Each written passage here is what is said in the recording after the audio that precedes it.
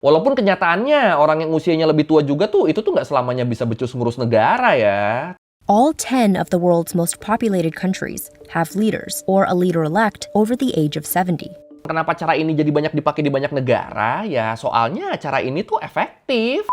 Lu pada sadar gak sih kalau mayoritas pemimpin negara-negara di dunia tuh sekarang tua-tua? Jatuhnya banyak yang udah kakek-kakek kan bahkan kan. Yang udah tua sampai error banget juga ada. Padahal di saat bersamaan, kayak yang kita tahu, isu-isu di dunia tuh kan sekarang kan udah makin kompleks ya. Dan kebanyakan yang nguasain isu-isu ini tuh ya orang-orang yang lebih muda sebenarnya. Belum lagi yang namanya manusia kan, kalau makin berumur itu kan kondisi fisiknya kan udah nggak maksimal lagi ya. Jadi ya jelas ini bakal ngehambat jalannya pemerintahan dong. Tapi kenapa ya makin kesini yang justru mimpin negara-negara di dunia tuh malah cenderung orang tua lagi, orang tua lagi. Tua banget malah jatuhnya. Ya udah kalau gitu, ayo langsung aja kita bahas kenapa kebanyakan pemimpin dunia sekarang tuh umurnya tuh pada tua-tua, pada cenderung kakek-kakek di Learning by Googling. Ini di sini mungkin ada yang mikirnya, bukannya dari dulu yang namanya presiden, perdana menteri atau pemimpin negara tuh emang pasti tua-tua ya? Ada dong yang mikir gitu dong, ada dong. Bahkan biasanya kan ada batas usia minimalnya juga kan? Batas umur minimal buat nyalon jadi presiden harus di atas umur tertentu gitu. Itu ada kan? Dan alasan kenapa ada batas usia minimum ini tuh sebenarnya ini masuk akal loh. Emang alasannya apa? Kalau menurut The Politic Watcher disebut, adanya batas usia minimum seseorang buat jadi pemimpin negara tuh itu tuh buat mastiin kalau dia emang udah cukup dewasa dan udah cukup punya pengalaman hidup. Soalnya ketika dia jadi pemimpin negara kan dia bakal ngebuat keputusan-keputusan penting yang berkaitan sama banyak orang. Jadi kebayangkan kalau dia ngambil keputusannya tuh belum dewasa, belum punya banyak pengalaman dan lain-lain, bisa kelar itu negaranya. Dan pemikiran kayak gini, pemikiran yang anggap kalau orang lebih tua tuh bakal lebih bijak, itu tuh bisa dibilang adalah hasil observasi selama bergenerasi-generasi.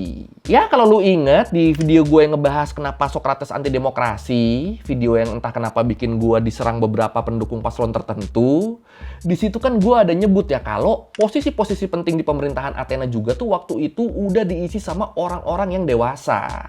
Ada persyaratan usia minimalnya juga. Jadi ya emang persyaratan ini tuh kayak semacam hasil pengamatan selama ribuan tahun lah. Walaupun kenyataannya orang yang usianya lebih tua juga tuh itu tuh nggak selamanya bisa becus ngurus negara ya. Tapi ya ngasih kekuasaan ke orang yang lebih dewasa itu tuh masih dirasa lebih aman lah. US presidents' ages have been trending upwards in the last century. But it's not just the president. In 2021, the US Congress was the oldest on record. Cuma nih yang jadi masalah sekarang, pemimpin-pemimpin negara di dunia tuh banyak yang apa ya? Ya bisa dibilang terlalu tua lah. Nih kalau menurut Wall Street Journal disebut, sekarang tuh dari 10 negara yang punya populasi terbesar di dunia, semuanya tuh punya pemimpin terpilih yang umurnya tuh di atas 70 tahun. Bahkan Joe Biden, presiden Amerika sekarang, sampai gue bikin video ini, itu tuh umurnya tuh udah 80 tahun lebih loh. Dan ingat sekali lagi, ini nggak cuma di Amerika ya. Di 10 besar populasi terbanyak juga kan tadi kan trennya kayak gitu kan. Dan di negara-negara lain juga tuh cenderung kayak gitu. Ya di kita juga kan yang kepilih kan akhirnya kan yang paling tua kan. Yang umurnya di atas 70 tahun kan. Dan tren ini beda banget loh kalau kita bandingin sama 10 tahun yang lalu. Di mana waktu itu dari 10 negara dengan populasi terbesar di dunia, cuma satu negara doang yang punya pemimpin berusia lebih dari 70 tahun. Atau ya tepatnya cuma India doang waktu itu. Ya tapi emang sih, kalau dulu kan kita ngelihat pemimpin negara tuh kan banyak yang kelihatan masih seger gitu ya. Kayak misalnya Obama, waktu dia kepilih jadi presiden tuh umurnya tuh baru 47 tahun loh. Atau ya Presiden Jokowi deh, waktu kepilih kan masih umur 53 tahun kan. Nah sekarang trennya geser nih, udah nggak kayak gitu lagi. Yang jadi pemimpin tuh malah cenderung yang udah tua-tua. Padahal nih, jumlah penduduk di 10 negara populasi terbesar ini tuh udah lebih dari 50% dari total populasi dunia. Atau yang artinya lebih dari setengah populasi dunia itu dipimpin sama orang-orang tua yang usianya di atas 70 tahun. All 10 of the world's most populated countries have leaders or a leader-elect over the age of 70. Compare that to a decade ago, when that was true for only one country. Well more than half of the world at this point lives in a country where a leader is over 70. Terus yang jadi masalah juga tuh, waktu usia pemimpin-pemimpin negara ini dibandingin, di-compare sama usia rata-rata penduduknya, itu selisihnya tuh rata-rata tuh ada di atas 40 tahun loh. Ini misalnya kita ambil contoh India deh. Usia rata-rata penduduk India itu tuh sekitar 28 tahun. Nah itu kita bandingin tuh sama usia Narendra Modi. Perdana Menteri India yang saat ini tuh usianya tuh 73 tahun. Itu kan berarti kan selisihnya kan sekitar berapa tuh? 73 kurang 28. 45 tahun jir selisihnya anjir. Dan sebenarnya kalau dilihat lebih luas lagi, kalau dilihat di negara-negara lain selain 10 negara tadi, itu trennya tuh bisa dibilang sama. Masih menurut Wall Street Journal disebut, rata-rata pemimpin negara di dunia tuh sekarang tuh umurnya tuh 60-an tahun. Dan ini ya masuknya masih tetap relatif tua. Terus kalau dibandingin sama era-era sebelumnya, usia pemimpin negara sama elit politik sekarang tuh emang relatif makin tua juga. Belum lagi di beberapa region, kayak di Afrika misalnya, itu kalau kita bandingin sama usia rata-rata penduduknya, itu umur si pemimpin tuh punya jarak yang jauh banget loh. Tapi ya ingat sekali lagi, ini tuh mayoritas ya, bukan semuanya, bukan. Mayoritas, kebanyakan. Di dunia masih ada kok negara-negara yang dipimpin sama pemimpin muda. Terutama di sini tuh banyaknya tuh di Eropa. Kenapa di Eropa? Jadi kalau menurut Charles McLean, asisten profesor ilmu politik di Yale University, dia bilang, negara-negara Eropa tuh punya pemimpin yang usianya emang relatif muda dibandingin negara-negara di wilayah lain. Dan salah satu alasan kenapa usia pemimpin negara-negara Eropa tuh relatif lebih muda adalah karena negara-negara Eropa mereka tuh punya banyak partai yang kuat dan persaingan antar partainya di sana tuh bisa dibilang benar-benar ketat. Misalnya partai ini punya visi apa, nah itu benar-benar dipegang tuh visinya tuh. Dan pendukungnya juga mereka tuh milih partai-partai ini benar-benar berdasarkan gagasannya. Makanya kalau di Eropa pemilunya tuh bisa dibilang tuh beneran adu gagasan, narik suaranya tuh bener-bener dengan adu ideologi. Kalau di mana gitu kan masih ada adu serangan fajar ya. Makanya kalau pemilihan di Eropa yang namanya acara debat itu tuh bakalan beneran ngaruh ke elektabilitas partainya. Dan karena alasan inilah makanya partai-partai ini mereka tuh jadi ngerasa butuh banget buat ngelibatin orang-orang yang lebih muda, yang dirasa lebih ngerti sama permasalahan yang kekinian. Makanya akhirnya banyak dimajuin juga calon-calon yang cenderung muda, yang dirasa bakal relate sama masalah yang dihadapi.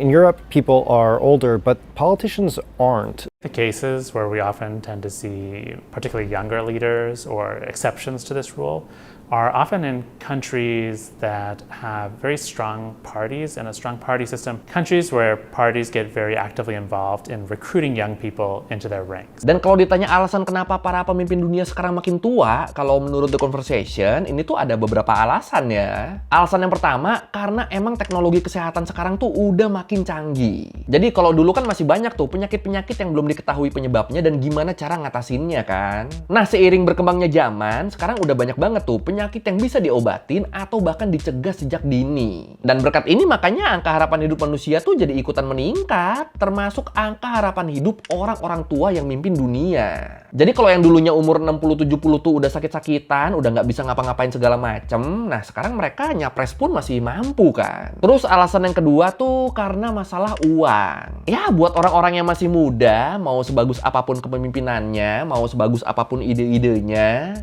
selama mereka nggak punya duit, terus ditambah juga nggak punya relasi, nggak punya koneksi ke elit politik, ya jelas mereka bakal susah buat nyapres dong. Ya yang namanya nyapres kan lu bakal butuh banyak duit kan. Bener-bener lu harus jor-joran tuh, biar popularitas lu itu makin naik. Atau biar kebayang, kita pakai contoh di Indonesia deh. Kalau menurut Tempo, dana kampanye awal ketiga pasangan calon presiden yang bertarung di pemilu 2024 kemarin, itu tuh berkisar antara 1 miliar sampai 31 miliar rupiah. Dan ingat, ini baru dana kampanye awal yang terdata di KPU. Soalnya biasanya seiring waktu menjelang pemilu, itu ya biasanya jumlahnya tuh ikut bertambah juga dananya. Dan selain di level capres, di level partai sama pemilu caleg tuh juga sama ya, butuh banyak duit juga. Makanya nggak heran banyak yang jadi gila setelah gagal nyalon kan, ya soalnya duit yang dipertaruhkan di situ tuh bukan duit kecil. Nah sekarang berapa persen sih orang usia cenderung muda di dunia yang punya duit buat nyapres? Atau yang bisa dipercaya sama partai gede buat modalin dia jadi capres? Berapa persen sih? Dikit kan? Dan karena faktor ini juga lah, makanya jadi jarang deh tuh ada pemimpin usia muda. Dan sebenarnya masalah duit ini juga, ini tuh nyambung sama alasan yang pertama tadi ya. Soalnya kan kalau lu punya duit banyak, lu jadi bisa dapat akses kesehatan yang lebih baik kan? Makanya nggak heran kalau orang-orang tua yang udah megang kekuasaan sekarang, mereka tuh umurnya tuh cenderung jadi lebih panjang. Karena ya mereka bisa dapat fasilitas kesehatan yang terbaik. But in non-autocratic states, it can be hard for younger candidates to run in costly elections. Just harder to get money. If you're young, maybe you were born with it, but if you weren't born with it, you then have to go to people to give you that money, and they tend to be older, and you have to persuade them to back you. Terus alasan selanjutnya, alasan yang ketiga adalah karena emang sebenarnya petahana, pemimpin yang lagi berkuasa, itu tuh punya peluang yang lebih besar buat mempertahankan kekuasaannya. Kayak contohnya masih menurut Wall Street Journal di Amerika deh misalnya. Jadi di Amerika, peluang petahana buat kepilih lagi di pemilu selanjutnya itu tuh nggak pernah nyentuh angka kurang dari 85%. Atau yang artinya peluang buat punya presiden yang sama dalam 2 periode berturut-turut ya itu tuh tinggi banget kemungkinannya. Tapi ya sebenarnya ini tuh nggak mengherankan juga sih ya. Soalnya kalau kita udah masuk ke pemerintahan kan kita jadi banyak punya link kan. Kita jadi punya banyak relasi orang-orang penting di suatu negara. Jadinya ya dengan berbekal link itu, dengan berbekal relasi itu, waktu kita mau nyalon lagi, kalau deal-dealnya oke ya kita pasti bakal dibantu sama mereka. Jadi ya kebayang dong kalau kita lahir dari keluarga yang nggak punya privilege apa-apa, kaya juga enggak, relasi ke orang penting juga enggak ada. Ya sebagus apapun kita ya peluang kita buat jadi presiden tuh bisa dibilang nol. Jadi itu ya 3 alasan kenapa pemimpin-pemimpin dunia tuh sekarang tuh pada tua-tua tuh itu alasannya. Yang pertama tadi karena kesehatan sekarang tuh udah maju banget, teknologi kesehatan udah maju banget. Terus karena faktor uang, karena yang punya uang tuh biasa orang-orang tua. Sama faktor relasi yang biasanya tuh udah dibangun setelah orang masuk ke pemerintahan. Yang berarti ya makin tua ya linknya makin oke kan. Dan yang kita omongin dari tadi itu tuh masih di negara yang punya sistem demokrasi loh. Nah masalahnya beberapa negara di dunia kan mereka kan nerapin sistem autokrasi kan. Dimana ya rakyat tuh nggak punya power, rakyat tuh nggak punya kuasa. Jadi ya di negara-negara ini makin susah lah buat jadi pemimpin. Atau ya pemimpinnya tuh baru ganti setelah si pemimpin yang aslinya meninggal. Itu juga biasa yang gantiin langsung anaknya kan. Atau ya paling kalau orang biasa mau jadi pemimpin ya mereka harus ngelakuin revolusi dulu tuh. Itu pun kalau berhasil. Tapi ya kalau menurut gue sih punya pemimpin tua tuh sebenarnya nggak masalah selama dia emang sehat dan nggak maksain diri. Soalnya kan gimana pun yang namanya orang tua itu kan seringnya kan kesehatannya kan udah nggak semaksimal yang muda ya. Atau ya kalau lu pernah nonton reels gue yang ngebahas soal Joe Biden ini, di situ kan kelihatan tuh kalau Joe Biden tuh kondisinya tuh emang udah nggak fit banget kan, baik secara fisik maupun secara mental. Nah kalau menurut gua kalau jatuhnya udah maksa kayak Joe Biden gini ya mending jangan sih. Tapi ya kalau lu tua tapi ternyata kesehatannya masih oke, cara berpikir lu masih optimal segala macam ya itu gua nggak masalah kalau kayak gitu. Trump will turn 77 in a few months. If he wins the 2024 elections, he'll leave office at 82. And the US will have had its second octogenarian president in a row.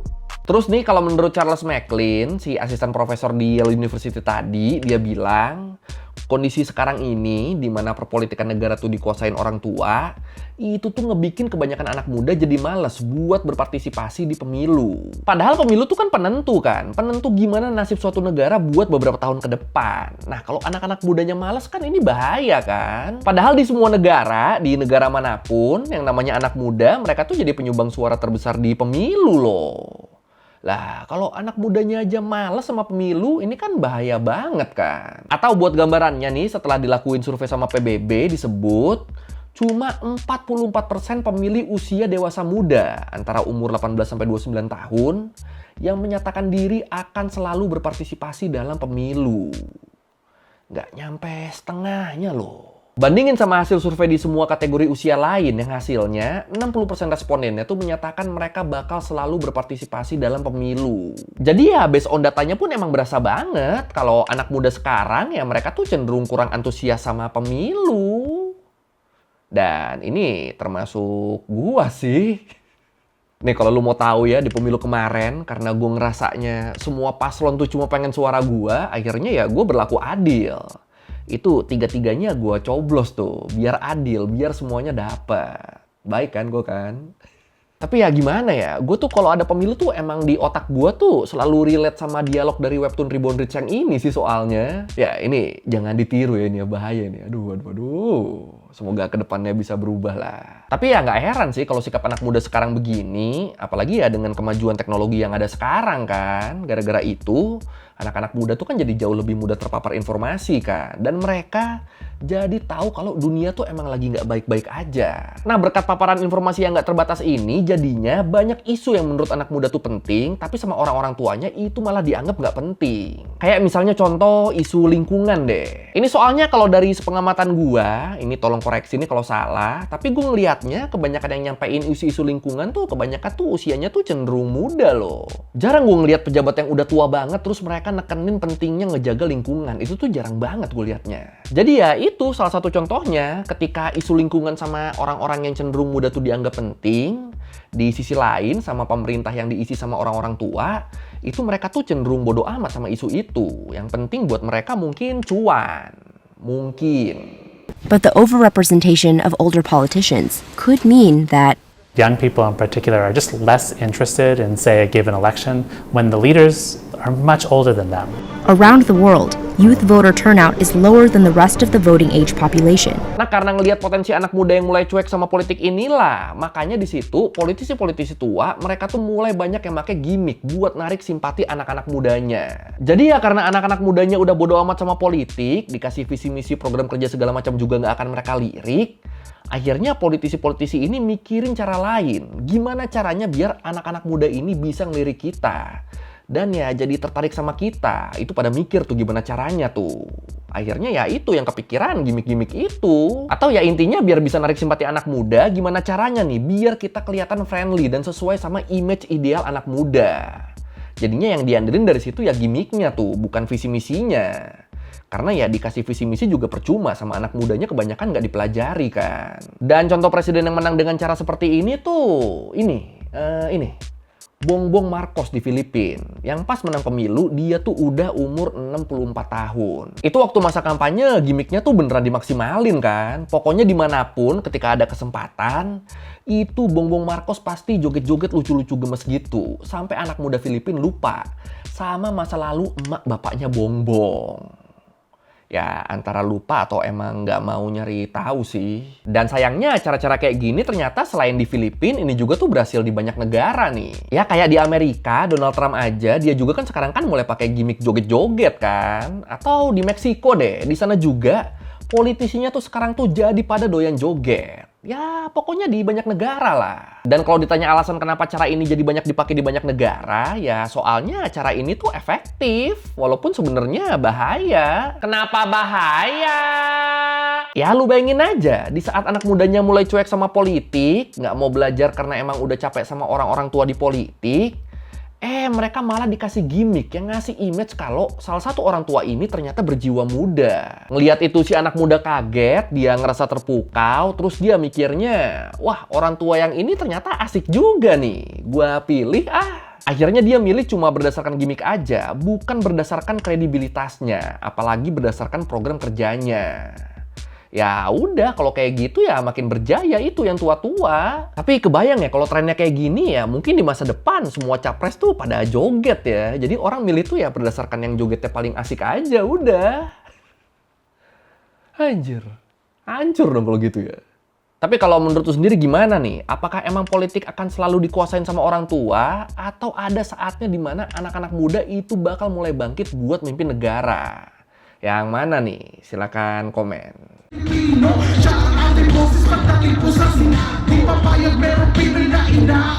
Oke, sekian Lerba Googling kali ini tentang kenapa pemimpin-pemimpin dunia sekarang tuh cenderung orang-orang tua, cenderung kakek-kakek. Dan ini gue cuma bahas trennya ya, gue cuma bahas kenapa jadi cenderung ke arah sana ya. Tapi ya gue sebenarnya nggak ada masalah sama pemimpin tua. Selama dia nggak maksain diri, ya udah silakan, nggak apa-apa. Ya kalau lu mau revisi kayak gue ada salah, atau lu mau nanya, atau lu nambahin ke video, bisa tulis di komen, kita diskusi kayak biasa. Sekali lagi, thank you nonton, jangan lupa like, comment, subscribe. Bye.